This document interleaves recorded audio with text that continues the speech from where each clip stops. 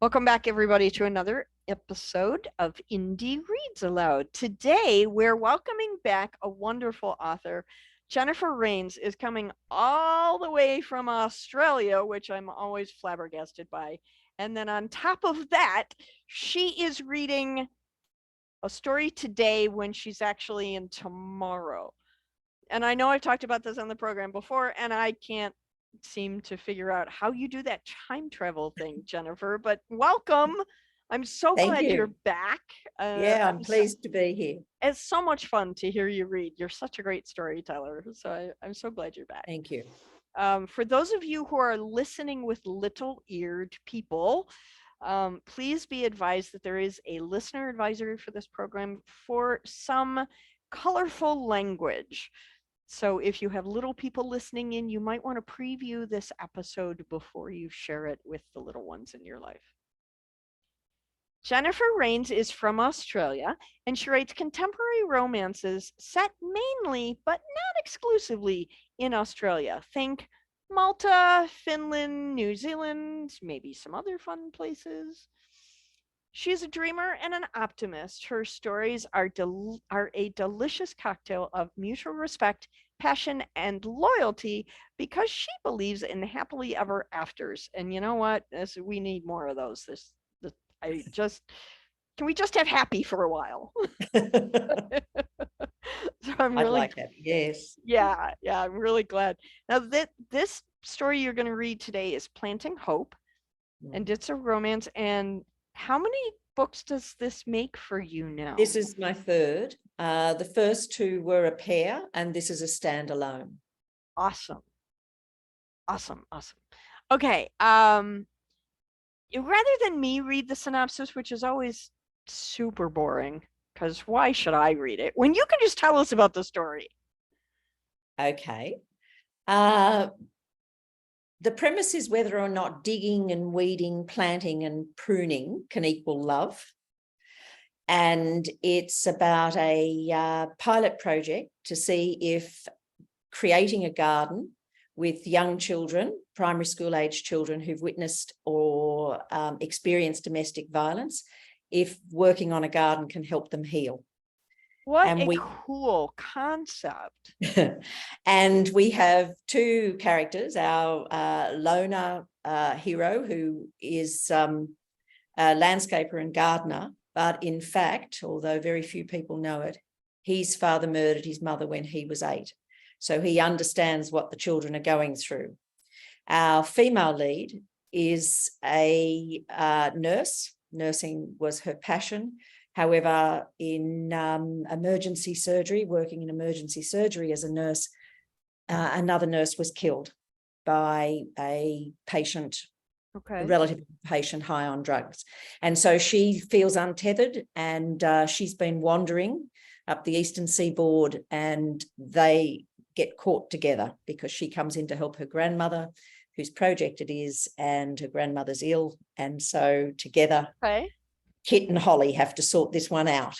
Wow, how much fun. Oh my gosh. So when I hope yes, there is some fun. When you say the eastern seaboard, are you talking about Eastern Australia or a different place? Yes, following she's been following music festivals down the eastern seaboard of Australia. So this one is set in a rural town in Victoria. And where her grandmother lives. Yeah. Oh, awesome. So I'm so excited to hear you read. This is going to be a great story. I'm so excited for this. Okay, let me get comfy in my chair. Okay, I'm ready. So when you are ready, please take the microphone and read aloud. I think my mic's on, isn't it? Yes. It is indeed. Yep. Okay. Planting Hope, Chapter 1. Holly's head was cobwebbed with sleep. Only the dream of coffee lured her from her sleeping bag. The barista-cum-chef in charge of the breakfast tent at the quaintly named Burrowa Music Festival had her double-shot flat white coffee in his hand when she reached the counter. You're a lifesaver, Pedro. Almost grazing her nose against the rim of the cup, she absorbed the scent of a fresh brew. And a master of the bean. Food? A talented volunteer, Pedro grinned at her ritual. His wink a promise that he'd reserved a warm bread roll and banana for her. At her nod, he handed them over. Thanks. Senior medic at the 3-day festival, Holly had been ministering to party-hardened fans at 4:45 this morning. She'd welcomed the security backup when the final patient, a boozy bruiser with a stubbed toe, had wanted to hang around. You're the last crew in. Pedro returned to tending the bubbling pot on his stove. The ingredients in the Thai pumpkin soup, a delicate, spicy backbeat to his sweet Arabica bean brew. He flipped his sound system to maximum decibel heavy metal band, AC/DC. Holly winced, whispering to herself, "You'll be deaf by 30. The distorted guitars were a shocking contrast to the cruisy folk that had headlined the regional festival. Ear-shattering rather than loud was Holly's verdict, permissible only because the bulk of the 5,000 fans had broken camp overnight and not so silently departed. Dusty, desolate fields with blue portable toilets extending in forlorn lines testified to a near-empty campsite. Taking a table at the side, she let the first sip of coffee work its magic on her body and brain. She moaned. A caffeine dependency was borderline mandatory when sleep deprivation topped the risk list in your job description. Holly offered thanks to all the gods in the universe, took another sip, and closed her eyes to savour the hum of well-being stretching to her toes. Humanity's continuum of vice included infidelity and murder. Caffeine addiction was the smallest sin, a vice she'd keep. She dunked a hunk of bread in her coffee, watching as the dough absorbed the liquid. When it was close to disintegrating in her fingers, she popped it into her mouth. Maybe that counted as another vice. My last shift for this festival. Her gut tightened. 8 months since her last nursing shift on emergency surgery.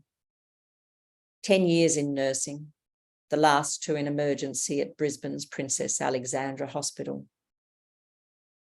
Drawing in a deep breath, she then exhaled on a count from 8 to 0, as she'd been taught, consciously blocking out the memory of Donna's murder in a workplace dedicated to healing. Here and now. Here and now. When a wandering gaze met the barista's, he held up an empty cup in one hand while pointing at it with his other. She nodded. A few minutes later, he leaned over the table with her coffee, the deliberate stretch lifting his blinding white t-shirt, giving her an eyeful of toned, tanned abs. Thanks. She pretended not to get his "I'm available" message, just as she had every morning, instead returning a friendly smile.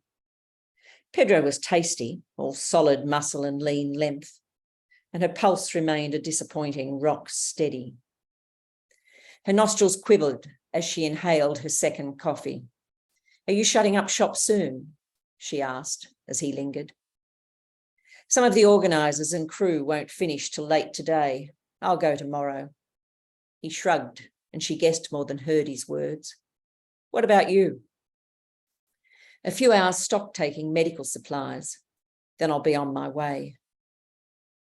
Her best friend's death, even the conviction of Donna's killer, had left Holly untethered, seeking something she couldn't define.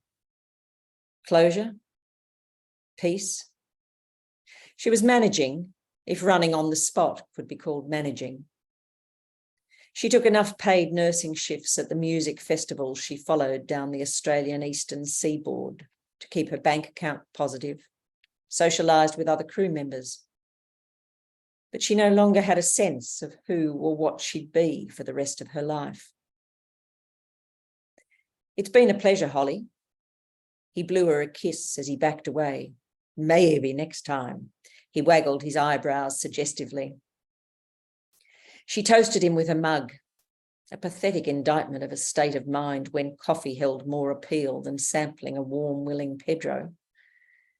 Gorgeous hunks were a fixture at music festivals, and she'd originally planned to reject the caution of a lifetime, to celebrate the fact she was still alive with occasional quick tumbles with relative strangers. Donna's go-girl rang in her ears. Only Holly hadn't been tempted. Not once in her 6 months on the road. Her heart was numb. Hell, her sex drive was numb. Not a single man had made her gonads go pity-pat or eased her aching sense of failure. Her phone, tucked in her overalls pocket, vibrated against her leg. An unknown number. Hello, Holly here. Unable to hear above the music, she raised her voice. Hold on. Lifting the phone high enough for Pedro to see, she pointed at it, then gave him a thumbs up when he hit the volume button. Her ears still ringing, she tried again. Holly here. Holly Cooper. The husky emphasis revealed the man's frustration at the delay. Can I help you? Your grandmother, Mona Cooper's in hospital. Heart? She croaked, pressing a hand to her own.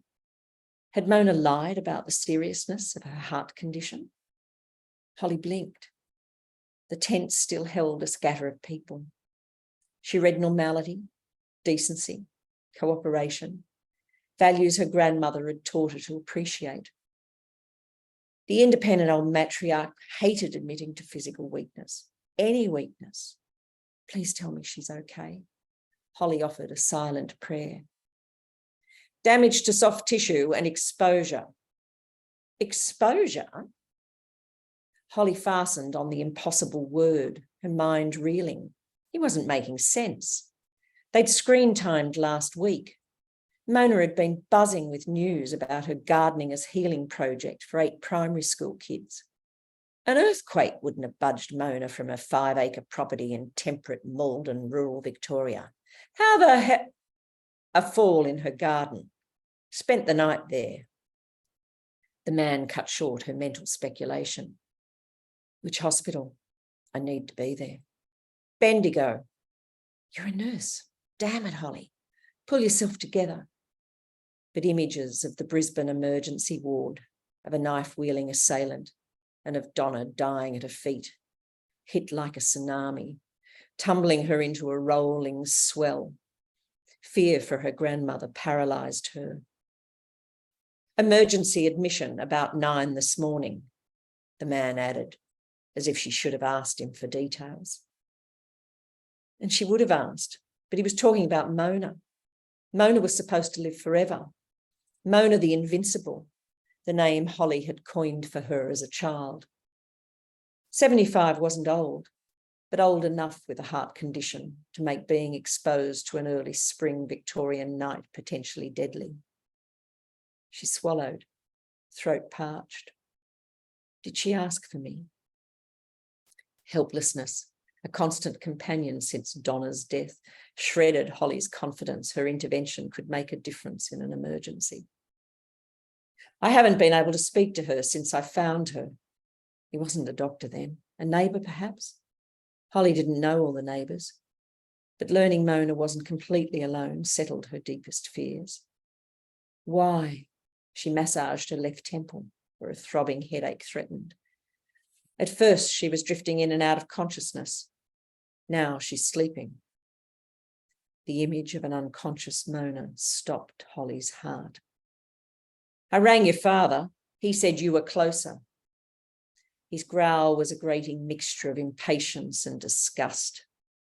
Holly shared his impatience. I have to be there, now. Maybe he'd misunderstood her father's deferral to her. She was closer in distance, closer in spirit. Her father trusted her to get there as fast as she could, faster than he could. I'm on my way.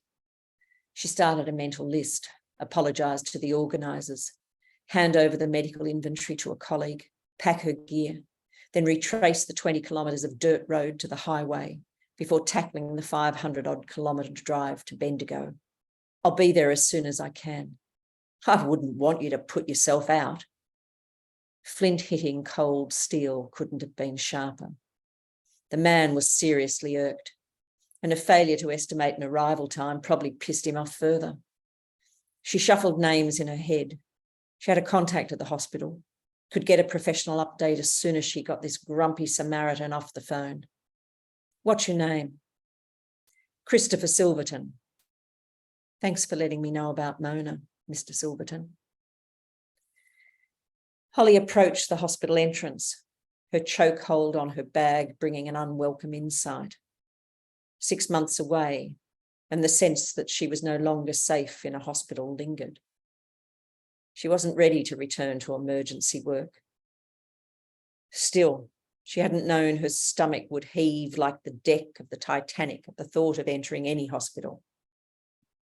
Flashing lights and a siren signalled the imminent arrival of an ambulance. Sweat trickled down her spine. Balking at the hospital doors, she glanced around to check for witnesses to her mini panic attack. 8, 7, 6, 5.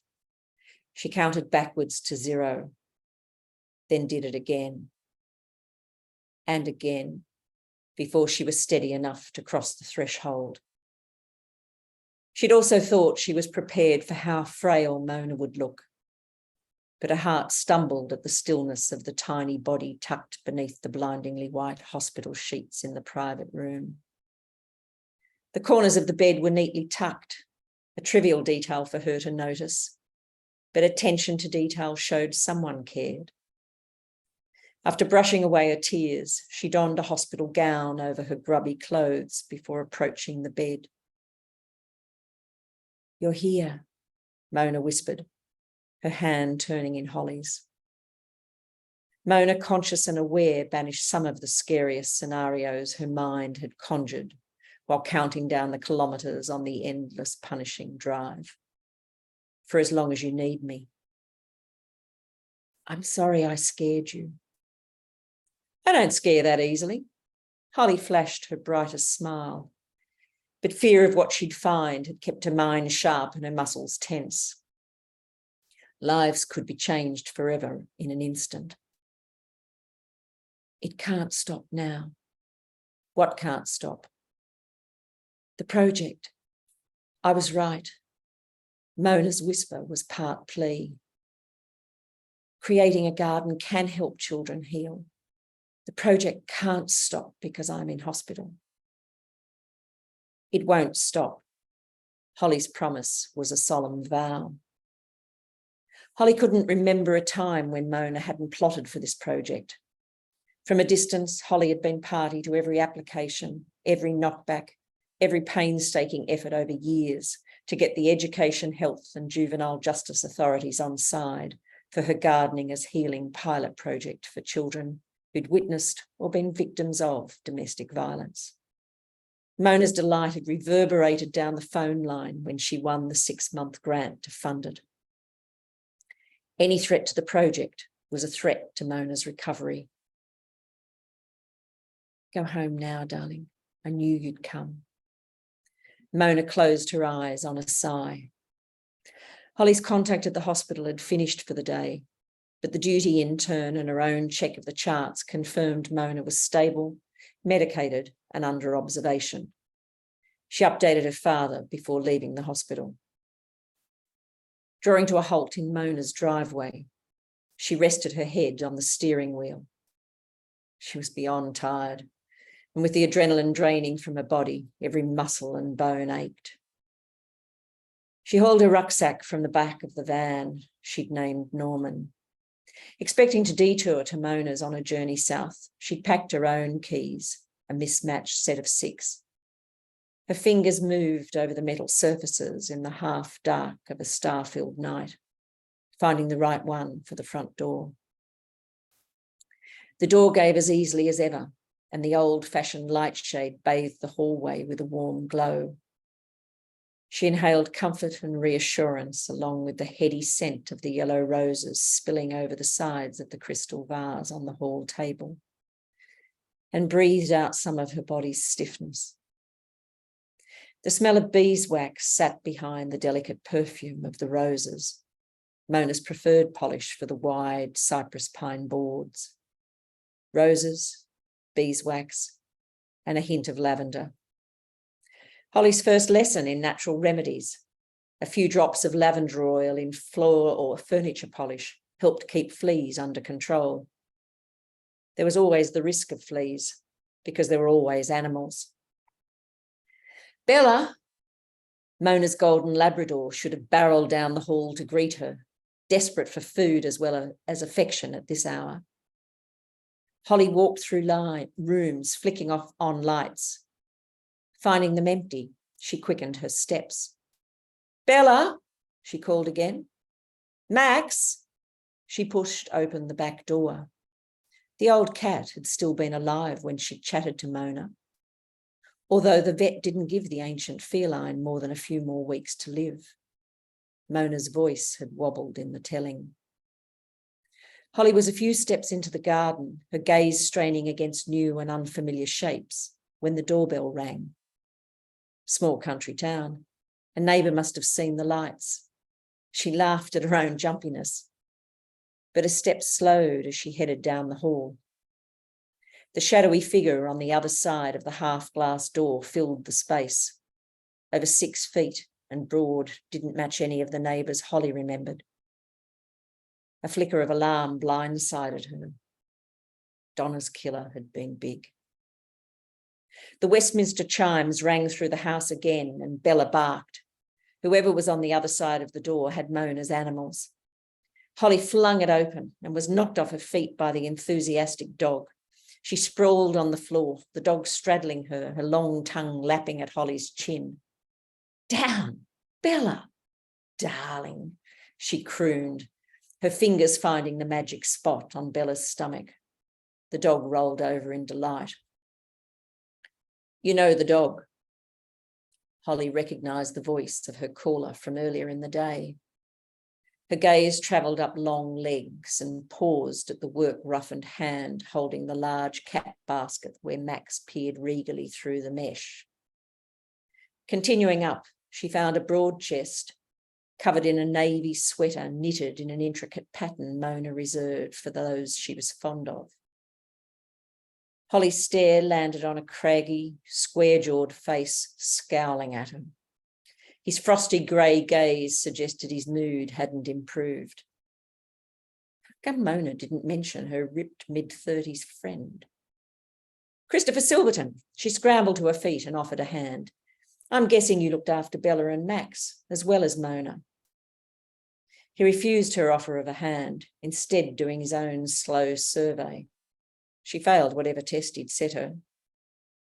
I've driven past the house a few times today, he said, but you weren't here. Just got here, she replied. The guy needed a personality bypass, but he'd done his second good deed for the day. It's after 9. Is it? Could be a hair past a freckle for all Holly cared. She held out her hand. Max? I fed them. He handed her the carrier. I'll take you to the hospital. Her eyebrows rose at the masterful tone. That's not necessary. The least you can do is go and see your grandmother, or... He leaned closer and his nostrils twitched. Maybe you need a bath first. Advice noted. She set the carrier on the floor, then closed the door in his face, deliberately locking it. She braced herself, body and mind, for a pushback, expecting his pent-up irritation to explode in loud knocking or shouted instructions. Nursing had taught her a lot of men didn't take no for an answer. Her heart skittered against her chest. A lot of people didn't take no for an answer. Endless microseconds later, he turned on his heel and walked away. At the sound of his vehicle backing out of the driveway, she released her breath to a count of 8. A gentle giant. Christopher, Kit Silverton, spotted Holly's van in the hospital car park the next morning. He'd have picked the battered vehicle as hers even without the interstate plates. The profusion of what looked like opium poppies spray painted across one side made its own self-indulgent statement. He grunted, frustration leaving an itch between his shoulder blades. He'd driven past the house this morning, prepared to offer her another lift, because whatever his opinion, Mona loved her. And he'd fallen hook, line and sinker for the feisty old lady since she'd invited him to co-manage her gardening as healing project 6 months ago. Shoot, he corrected himself. To his mind, Holly ranked lower than a stink beetle for using her grandmother as her bank. For fuck's sake, she's still following a hippie lifestyle at 20-something. And that's 2 gold coins in the swearing jar. To a disinterested observer, hiring Kit made sense. He owned and operated the town's only gardening, supplies and landscaping business. But Mona had known his foster father, known his real father was a murderer, and known he'd come from the same desolate place as the kids on her project. Had probably also known she was throwing him a lifeline. Mona seemed to make a habit of rescuing people. He stomped through the front doors of the hospital, annoyed with himself and Holly. He didn't know for a fact she'd never worked, but hell, in the 6 months he'd worked closely with Mona, her granddaughter had crisscrossed the country, a camp follower for musos. Except the camp follower beat me here this morning. Kit had been ungracious when he'd met her, but he hated being helpless. Mona had slipped into unconsciousness shortly after he'd found her. The duty doctor had taken charge while Kit had started tracking down her next of kin. By the time Holly had picked up the call, his patience with a slow-to-respond family was exhausted. "I'll be there," she'd said. The hours had dragged on. Dappled sunlight had faded into night, and those 3 imprecise words were all he'd had. He'd driven himself crazy second-guessing her arrival time, and had tried without luck to reach her again. Then he'd paced, trying to outdistance the guilt of not leaving Mona's garden secure. He'd only left Mona's bedside when the doctor had advised she was stable, and because he'd known her first question would be about her animals. Finding no one in sight at the second-floor reception desk, Kit headed down the corridor to Mona's room. A musical laugh floated through her open door. "I'm surprised some of my campsite aroma doesn't still linger. I gowned up last night to prevent contamination," Holly gurgled. She'd visited last night, presumably before I met her. She'd let him make a fool of himself. Irritation flared again. She'd also shut the door in his face. He pushed this one wide in time to see Holly's Juno-esque form bent over Mona, her fingers combing gently through the grey hair, her ginger brown eyes filled with tenderness. No one had looked at Kit with such open adoration since his 8th birthday. The sense he was trespassing on an intensely private moment hit like a belly punch. She glanced up. "Mr. Silverton." Her gaze danced mockingly, her pink and green cropped hair and neat glossy cap on her skull, where last night it had stuck up as if she'd been trying to pull it out by the roots. The clothes were an improvement as well. The paint-spattered shirt and scruffy jeans were clean, unlike last night's overalls and purple sweatshirt. "Miss Cooper." He looked from her to Mona, moving to the side of the bed with his hand outstretched. "I'm sorry." Mona took his hand, the light squeeze a poor substitute for her usual robust handshake, and guilt jabbed at him again. "Not your fault," she whispered. "I found you on the ground near a new ditch." The memory of a crumpled, motionless body brought Kit out in a cold sweat. There was a mattock nearby and no fencing to show the hole. "I remember I tripped," Mona said slowly. "Then I couldn't get up." "You fell heavily, bumped your head on the mattock and passed out," he stated grimly. A mattock was a dangerous tool at any time, a mighty double-headed implement with its axe blade and cutting edge. Leaving it outside overnight was dangerously negligent. "My fault the gear wasn't put away." "Why is it your fault?" Holly's brow puckered. "I'm Mona's gardener on the project," although her passion for the kids had infected him until finishing the project had become his goal as well. "More than a gardener, Kit. Mona protested. Christopher, Kit, Mona's talked about you. Now I know who you are. Holly's brow cleared. She cocked her head to one side and her eyes lit with interest. Darkness threatened to swallow him. She couldn't know his father had killed his mother when Kit was 8 years old. Mona wouldn't have shared his past without his permission. There you go. Okay, I'm so hooked. So deeply hooked. You could have just kept reading till my bedtime. I would have been okay with that. So this is a standalone where the other two are in series. Yeah. How was it different writing this one than the other two? I always used to write standalone, and then I thought I'd try and write a series. And in fact, that series I finished before this. This book is particularly special to me. I had a very close friend, very young, who died before COVID. And she died of an exceptionally rare disease called anti-synthetase. And so I wrote this book for Elsbeth. She was passionate about gardens, okay, and she believed in their healing qualities. And so I guess it was part of my grieving too, that I wanted to write this story for her.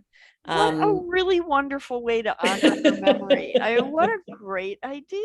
That's fantastic. So and it's different. It's different because of the sort of the theme and the topic, not necessarily a conventional romance.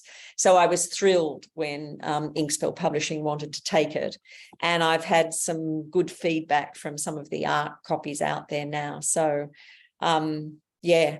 to see it come to life is just magic. Yeah, that's pretty cool. Oh my gosh, how wonderful. And to do it in memory of a friend, that's always the best. Always. What is on the shores for you coming next? Are you working on another project now? I've actually got a few more that are coming up. I've got another standalone in December called Layla's Choice, which is about Malta. Okay. 2 Australians chasing a runaway in Malta. Oh, what fun. Okay. And then in 2024, I start a new series. And so I've got a few of those already finished and in the bag. And that starts with some identical twins.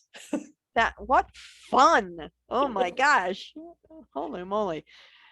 I am so looking forward to you coming back. I hope that when the next book releases, you'll come back and read for us. I'll do that.